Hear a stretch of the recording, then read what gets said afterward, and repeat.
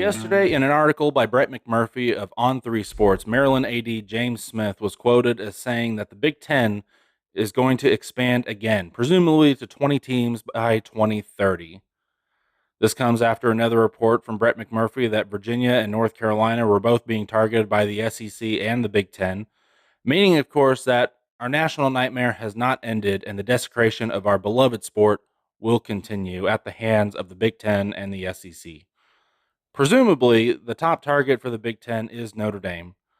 Now, Notre Dame will never willingly give up independence. The ACC has been in a state, though, of internal disarray since the SEC first poached Texas and Oklahoma from the Big 12 in 2021 when it joined the Pac 12 and the Big Ten in their alliance.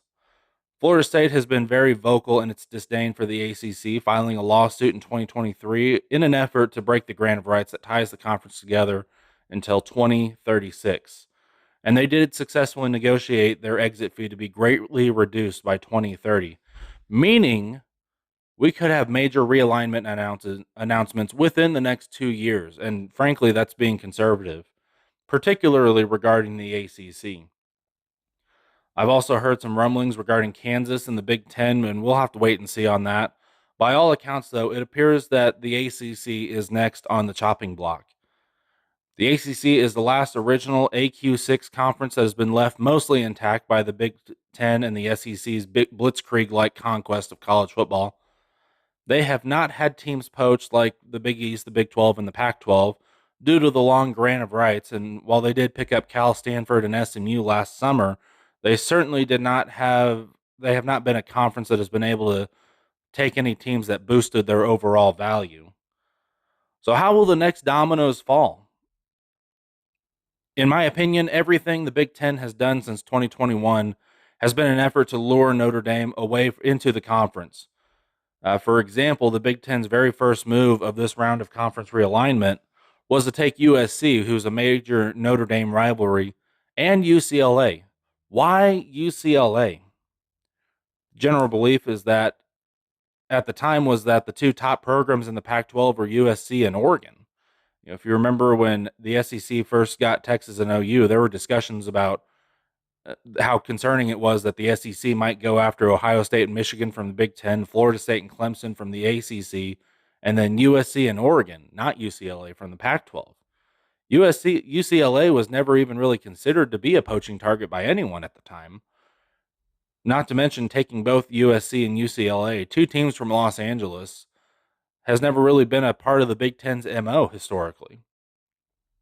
The Big Ten has always gone after markets rather than teams, taking Rutgers and Maryland for the New York and Washington, D.C. markets. USC would have been more than enough to claim the LA market and to sell cable packages to the people of Los Angeles. So why not go after the Portland or Seattle market with Oregon and Washington, which they did eventually, but it wasn't by their choice. They kind of begrudgingly accepted Oregon and Washington after they agreed to take almost no money. The answer is that USC needed its crosstown rival. UCLA was invited to snag USC. So what are the next moves? So far, every attempt to entice Notre Dame has come up short for the Big Ten, from adding important rivals such as USC to promises of larger shares of TV revenue. The simple fact is that Notre Dame is never going to give up independence, ever. And they also have the power to remain a part of major college football without having to join a conference. So the secret to getting Notre Dame lies elsewhere.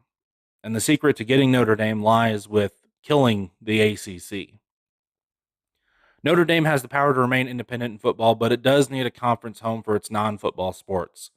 If the ACC dies, Notre Dame's non-football sports will suddenly need a new home, and the Big Ten will be right there with open arms. This way, the Big Ten gets 5 or maybe even more Notre Dame conference games a year. Matchups like Notre Dame versus USC, Michigan, Ohio State. Fox will get a portion of these games when the Irish play on the road and will surely increase the overall value of the Big Ten. Notre Dame will retain its independence along with its undivided share of the college football playoff revenue and what will surely be a deal of all deals for all the non-football sports. The only issues are this. The Big Ten doesn't want to be the bad guy. This is why they sat quietly and let the SEC take the heat for the Big Ten's horrific 4x4x2x2 playoff plan.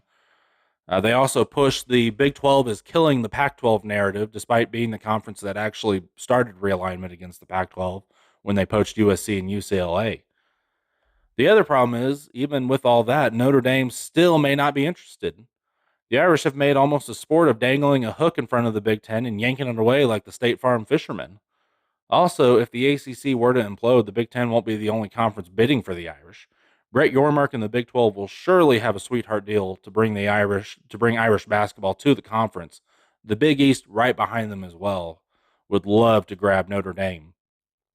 Make no mistake, though, the death of the ACC may very well be the Big Ten's last chance to get pieces of the Irish's pot of gold.